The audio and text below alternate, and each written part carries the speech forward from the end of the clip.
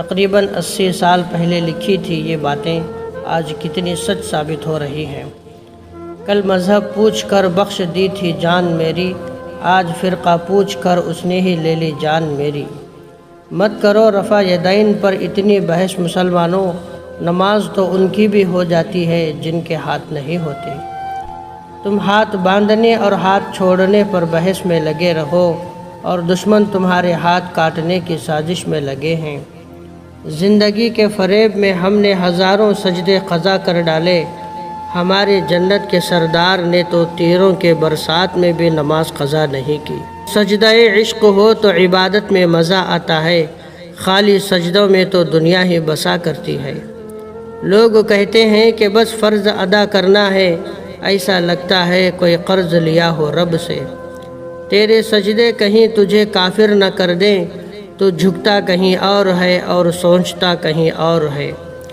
کوئی جنت کا طالب ہے تو کوئی غم سے پریشان ہے، ضرورت سجدہ کرواتی ہے عبادت کون کرتا ہے۔ کیا ہوا تیرے ماتھے پر ہے تو سجدے کا نشان، کوئی ایسا سجدہ بھی کر جو چھوڑ جائے زمین پر نشان۔ پھر آج حق کے لیے جان فدا کرے کوئی، وفا بھی جھوم اٹھے یوں وفا کرے کوئی۔ نماز 1400 سالوں سے انتظار میں ہے کہ مجھے صحابہ کی طرح ادا کرے کوئی۔ یہ خدا ہی تو ہے جو سجدوں میں مان جاتا ہے، ورنہ یہ انسان تو جان لے کر بھی راضی نہیں ہوتا۔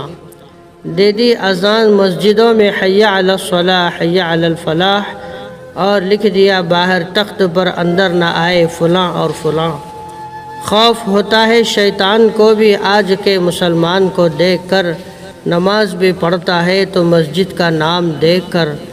مسلمانوں کے ہر فرقے نے ایک دوسرے کو کافر کہا، مسلمانوں کے ہر فرقے نے ایک دوسرے کو کافر کہا، ایک کافر ہی ہے جو اس نے ہم سب کو مسلمان کہا۔